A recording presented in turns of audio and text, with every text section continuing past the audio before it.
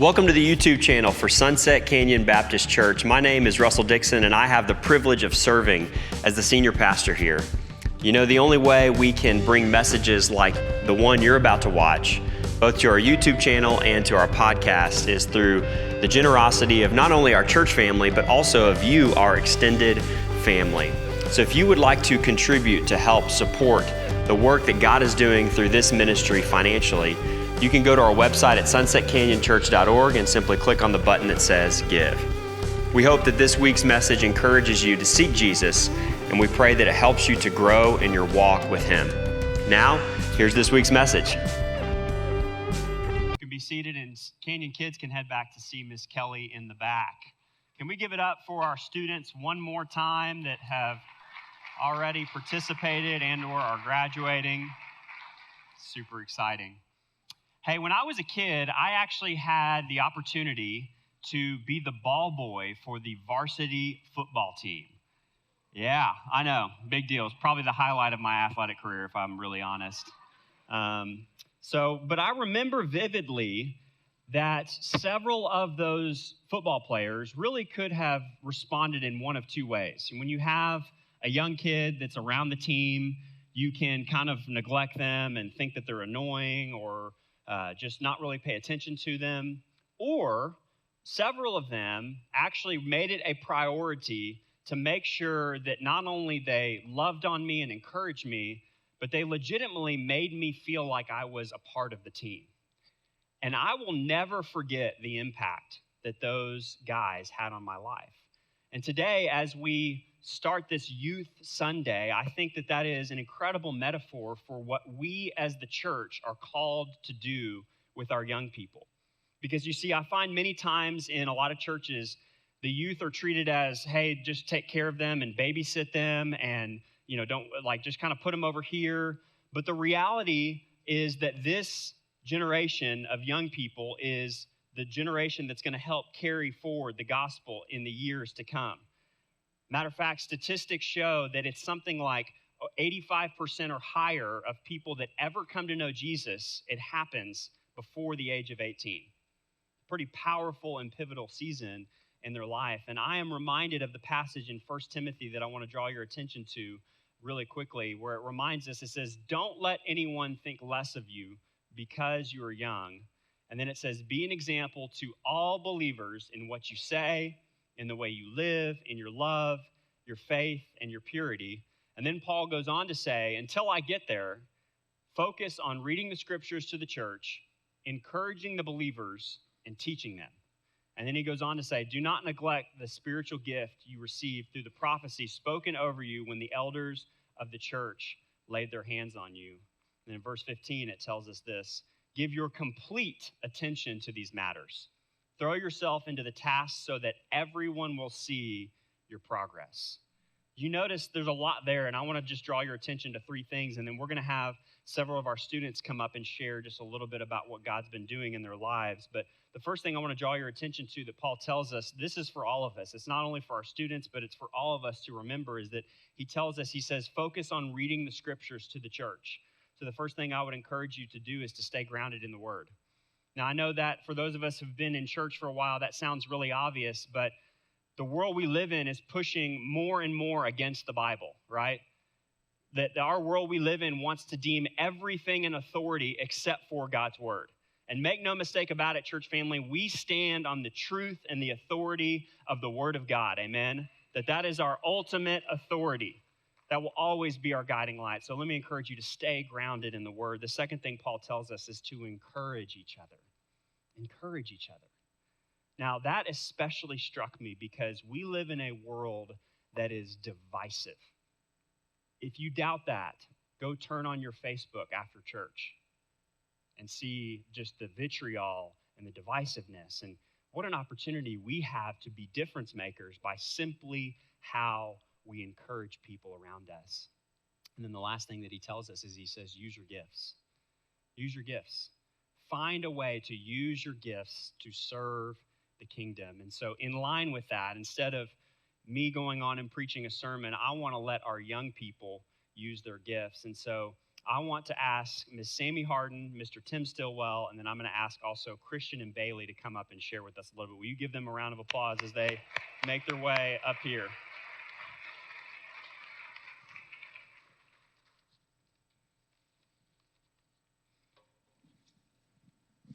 Now, I know Christian and Bailey look like they're students of ours, but for those of you who are not as consistently a part of our church family, this is Christian and Bailey. Christian is our youth pastor, and Bailey is his wife. And I want to give most of our time to Tim and Sammy today, but I want to start by asking just Christian and Bailey, y'all been here for a couple months now. And Christian, I just want to ask you, what's something that you've grown to love about our students? You know, if you've ever met me, I'm very high energy. Really good. Yeah. Really? Yeah. Very excited. The Holy Spirit just put a whole bunch of joy in me where I just can't help but shout and praise and jump up and down. And what I found is our students are tremendously, if not equivalent, like, man, I get hyped. They seem to match it. It's like, whatever the energy is, whatever God seems to be doing, we always make it an exciting thing. And so I would say we have a really exciting group of students, but also, you know, and we talked a lot about it this morning during our senior recognition breakfast, but a lot of parents mentioned, man, our students, it's become a family. It's something really special. Me and Russell were joking around the other day, like, it's almost impossible if you're new here to walk in the door and not be welcomed. Like, you're immediately at home. There's something really remarkable and special about this place. And from the first day I met these students and parents, from day one, God just said, wow, there's something so remarkable here. What would it look like if you were to be here? And so I just, hats off to you, the church. Man, you parents, you families, are you who have just given in any way, shape, or form, like, you are a part of these stories and their testimonies. Like, God's used you to impact them. And so I'm just so blessed. We have such a great group of students that are already grounded in their faith and they're leading out well. And so, yeah. It's great. It's great.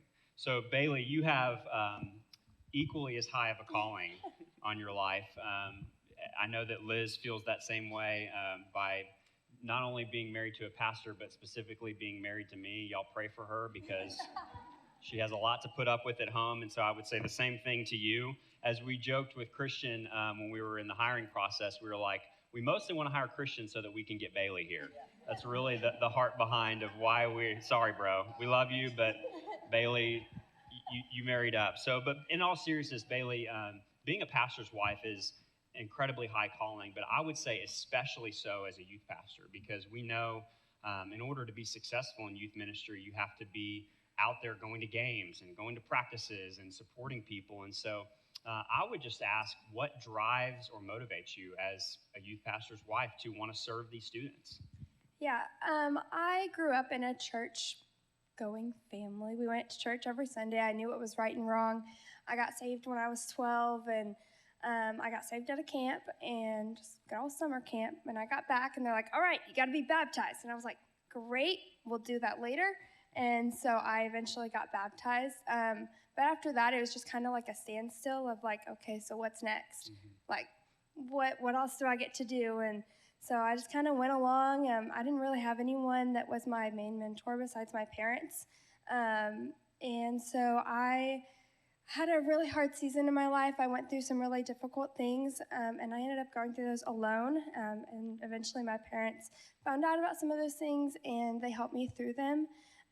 But really, whenever I got into my late junior year, beginning of my senior year of high school, Christian actually started mentoring me along with some other friends at our new church in Houston. And so what really motivates me is like, these students need to be mentored. They get saved, and what's next? They don't know what's next. A lot of adults don't even know what's next. And so really being there for them for their day-to-day, like you said, going to their games. I love going to all their games and the different things that they do. But if we don't step in and help these students know what's next and how to be Christians, then what's the future of our church going to be? If they don't know what being a Christian is, we don't have a church. That's great. It's well said. Well said. All right, well, Tim and Sammy, I want to spend the majority of our time today getting to talk to y'all. And so both Sammy and Tim have grown up in our church and been here for a while. As we know, Sammy's a senior and Tim is a junior. Tim also works at HEB, and so if you want the employee discount, if Brandon's not nice enough to give it to you, then I think Tim will probably throw us a bone. I'm just kidding. I don't want to get you in trouble. But I want to start with you, Sammy, because you've literally been here your whole life, and I certainly can relate to growing up in church. And so I find that for every believer, especially those that are church kids, there's a point where your faith stops becoming your parents' faith and starts becoming your faith. And so tell us a little bit about what that moment was like for you. So for me, that happened around 9th grade. Like Russell said, I've grown up in church my whole life. My parents introduced me to Jesus, and I can remember going through like the I'm a believer now kit with my dad, and I was super excited about it. And so I accepted Jesus when I was probably 7 years old, but it wasn't like, I really knew him. I went to church, I read my Bible, I said these prayers because I thought that was the right thing to do. And if I'm honest, it kind of made me think that I was a little bit better than everyone. And so I would go about my life or throughout my childhood thinking that, because I do this and I take these steps, I'm better than other kids or whatever. And it wasn't until about 9th grade when God kind of just told me, like, you are not all that you are, or you are not all that you think you are. Look at me and look at you and know that I am a lot bigger than you and I know better. And I think it wasn't in like a mean scolding kind of way, but more just realistically, like, you need to know your place. And the only way that you're going to truly reach people is if you know this. And so I think definitely after that turning point, my faith just kind of grew. And I struggle with it still, the ego part of it, but it's definitely it's changed a lot since then. That's great. That's well said. What about you, Tim? When would you say your faith became your own? Well, my dad wasn't always the best person with me. I don't really have a strong relationship with him, and there were like times where I struggled really hard to, to believe that God was there because I felt like he just wasn't there for me and I was all by myself. And I realized that it wasn't a punishment and that it was actually a blessing, that I'm growing and I have these experiences that I can use later in life instead of just realizing, that it's that I'm all by myself, That's good. That's well said. What do y'all, I guess since you have the mic, I'll start with you. What do you think the biggest obstacle, because I feel like we live in a world that, as we talked about earlier, that will want to believe in anything but Christianity. We just live in a world that will put anything in the throne of their life except for God. And so I think that is very prevalent, not only amongst adults, but also students. And so what would you see as the biggest obstacle to being a youth and a Jesus follower all at the same time? Well, kind of going off what you said, conformity, like everyone wants to be like, not a Christian. It's just not the cool thing to be, like everyone thinks that, drinking, doing drugs, like pretty much anything but the right thing to do is the better escape, the better option, And so it's just really hard to be a Christian and B, preach to other people because most people want to believe in worldly desires instead. That's well said. Sammy, would you add anything to that? Yeah, I think my answer would be fear, which kind of conformity stems from fear. I think a lot of the time for me, like, it took a lot for me to actually sit right here in front of you all right now. Like, this is very scary. But that's how I feel every Sunday, Sammy. Don't glad worry. to know I'm not alone. But that's why I sweat so much. I'm like, oh, goodness. I think just like the fear of confrontation, the fear of debate for me, and I think a lot of kids can probably relate to this. It's just like you don't want to get into an argument with your friend who doesn't maybe agree with you or thinks you might be wrong or stupid for believing in such things.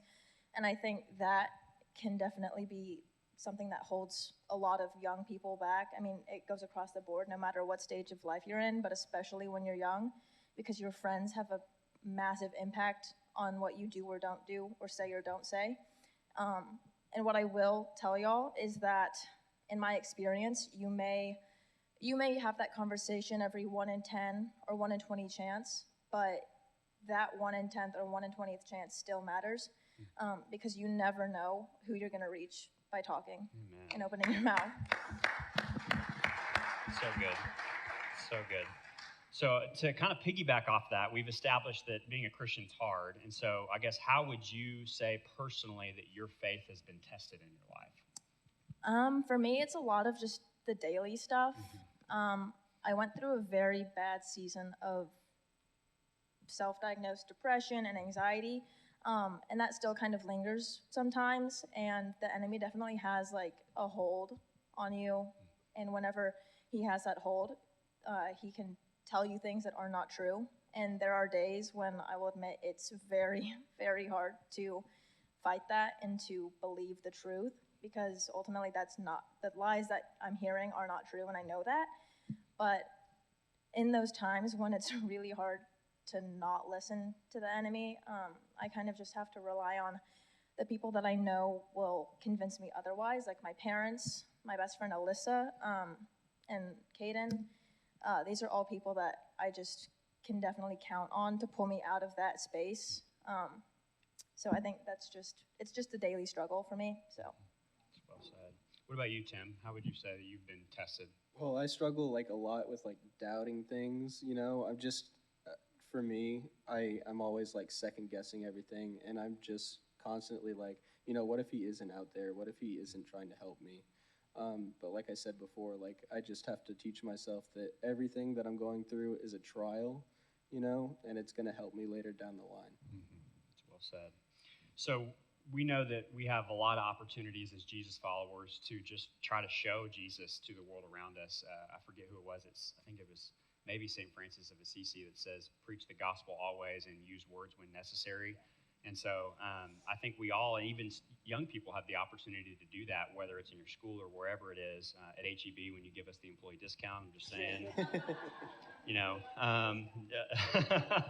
I don't even think that really is a thing. But what are some ways practically that you try to show Jesus to people around you?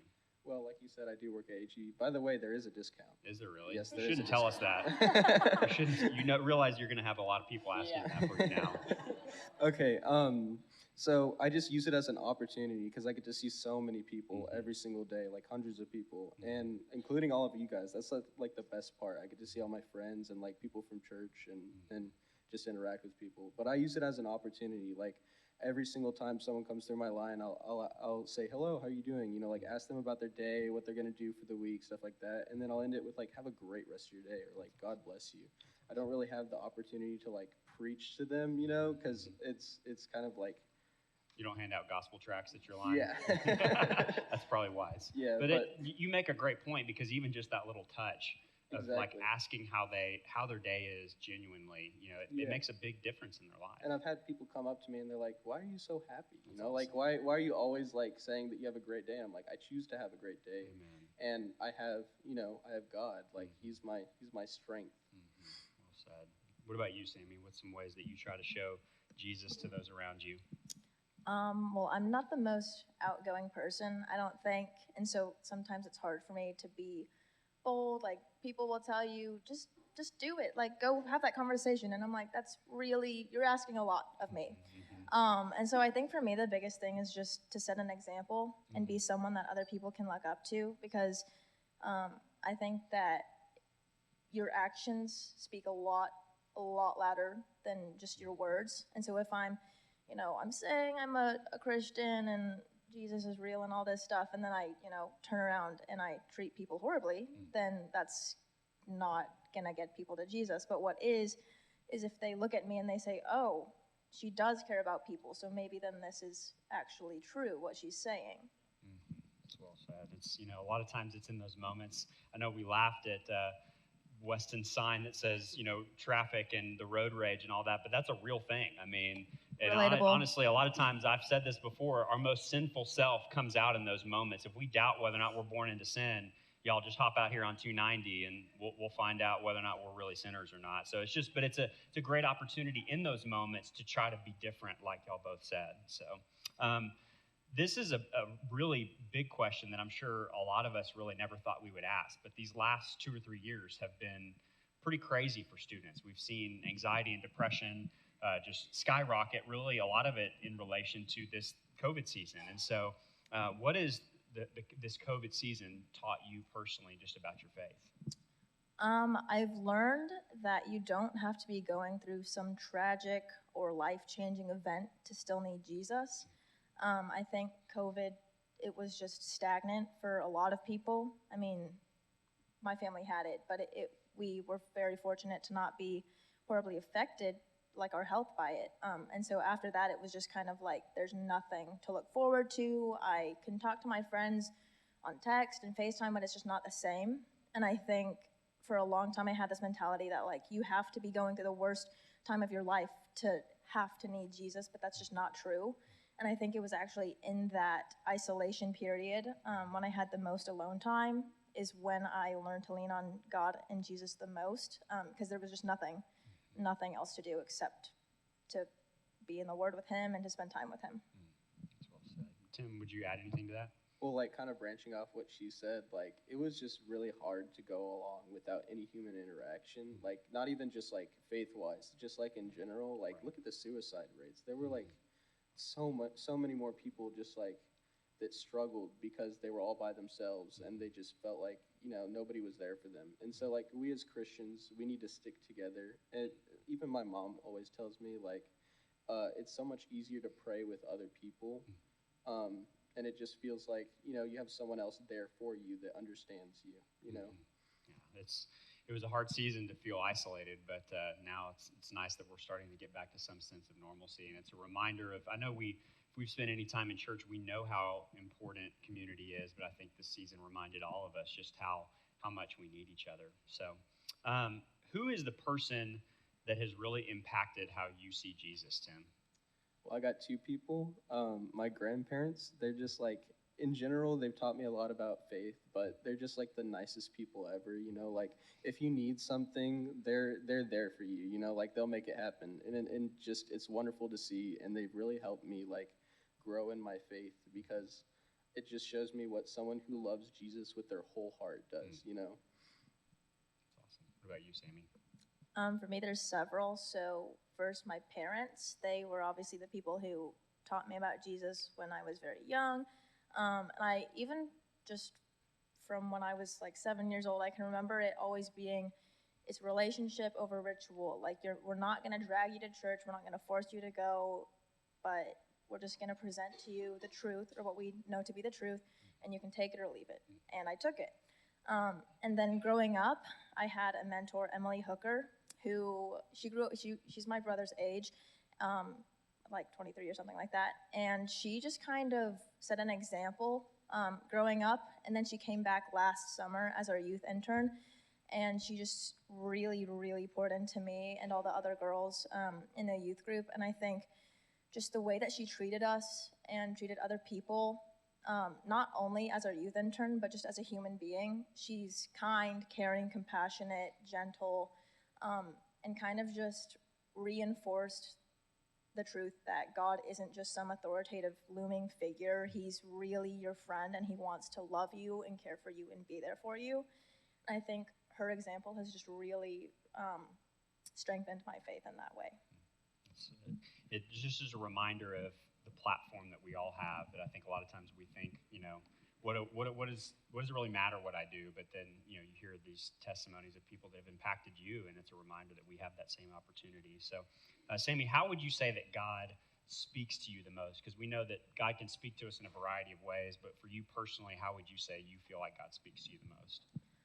The first way is music. So there have been a few times this school year when I've been going through something or some feeling, and I just am just in a rut, and a song will come on as I'm driving to school, and I'll just start crying in the middle of 12 on my way to school, and I'll just get to the parking lot and I'll just sit there and cry until I have to go in. And I like to believe that that's God telling me, you are exactly where I need you to be right now. You just have to trust me, and I'll get you through this. And then another way is just the opposite. It's silence, especially just sitting outside. Like last night, it was pouring at my house, lightning, thunder, and I just stepped outside on the porch for just 30 seconds. And in that 30-second period, I was just okay, that's you, God. That's awesome. It's especially in the world we live in nowadays where it's just a constant barrage of information.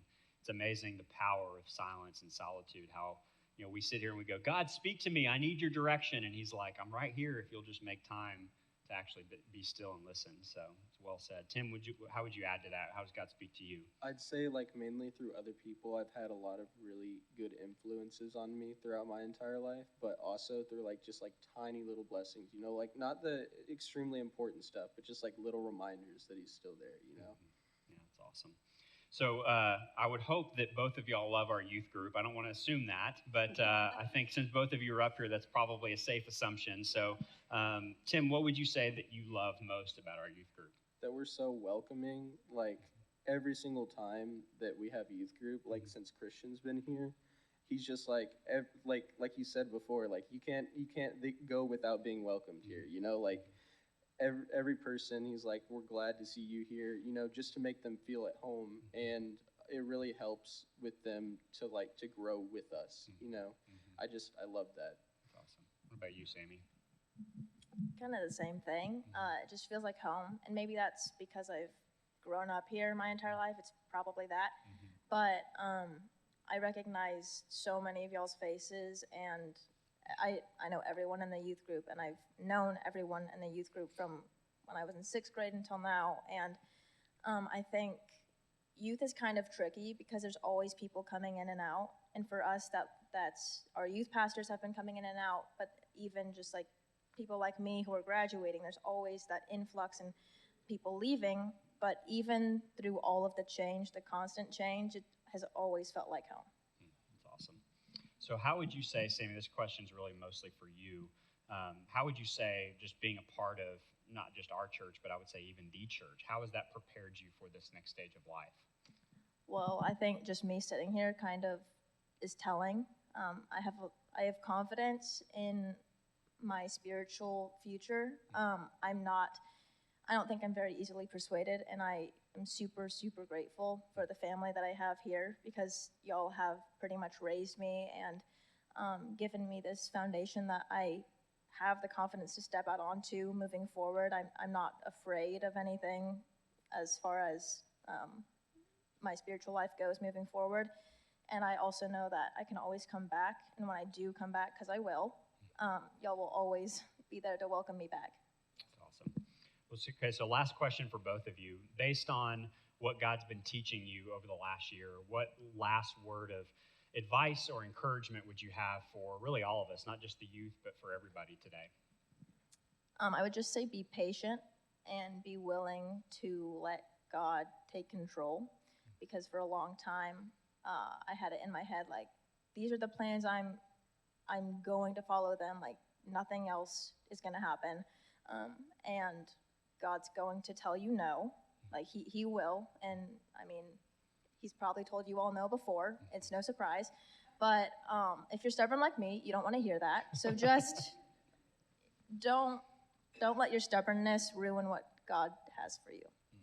Well said. What about you, Tim? What would you say? You're never alone, ever. You can always reach out to any of these people, and you always have God. Just pray if you're feeling alone, if you're feeling down, just, you're never alone. Never alone. Can y'all thank Sammy and Tim and Christian and Bailey for sharing with us today?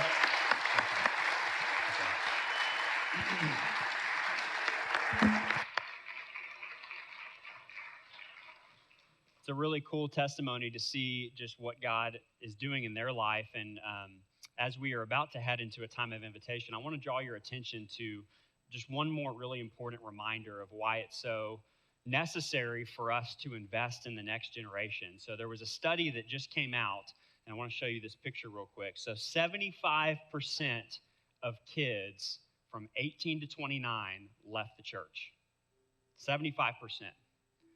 And then, so let's look at the 25% from 18 to 29. There's 25% that stayed, and there are very specific reasons why. I want to show you the next slide. Number one, they ate dinner 5 out of 7 nights a week as a family. That could be quickly. I know for us, it's usually with one of us standing as we're trying to help kids get their own dinner. Number two, they served with their families in a ministry. Number three, they had one spiritual experience in the home during the week.